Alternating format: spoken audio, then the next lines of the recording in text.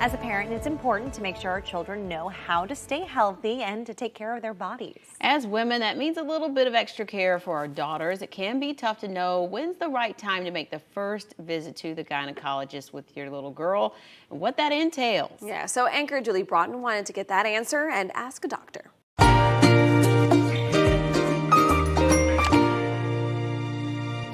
It can definitely be a touchy subject, but of course we want our kids to be comfortable. So to help us figure out the best way to go about this, Dr. Christine Greaves from Orlando Health joins us now. Good morning. Thank you for being here. Thank you.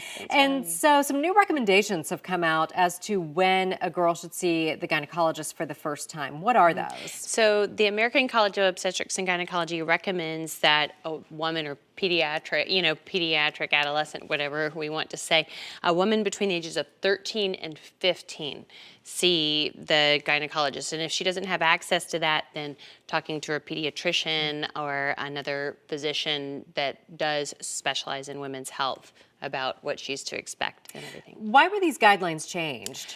Well, it's not that they were necessary. It's now like becoming more and more aware. I wouldn't say that they necessarily changed, but it's becoming more and more prevalent that we need to address certain things. We need to address menses. We need to address contraception.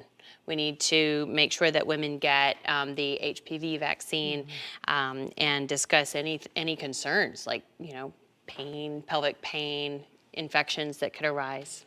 So as a parent, how do you go about prepping your daughter for this visit and telling her what she can expect? So I would just basically say that, well, you're 13 to 15 years old, and it's recommended that you establish care with someone who knows about women's health. So as you're entering that phase, it's good to have someone that you can talk to and trust and develop a relationship with, so that should a situation arise, like pelvic pain, period, etc., or should you want to start birth control, that you feel comfortable speaking with someone about that. And so the first visit day rolls around. What can daughters expect when they go in for this? It depends on the concern. Okay. So if it's just to establish care, then merely a conversation, and then also education. Okay, that I would expect a lot of questions to be asked as well about her health. Okay, family history included. If there are specific concerns, like if she wants to consider going on birth control, if she is sexually active, if there are any concerns, then talking about that as well, and just educating like what to expect, what's normal, what's not, because this is a time when people go through a lot of changes in their body, and also finding out when did she start her period. And so when young women come in for this appointment, there's not necessarily a pelvic exam, and there's certainly not a pap smear, right? No, correct on certainly not a pap smear, in that a pap smear is not recommended until the age of 21. Some people, though, confuse a pap smear with a speculum exam.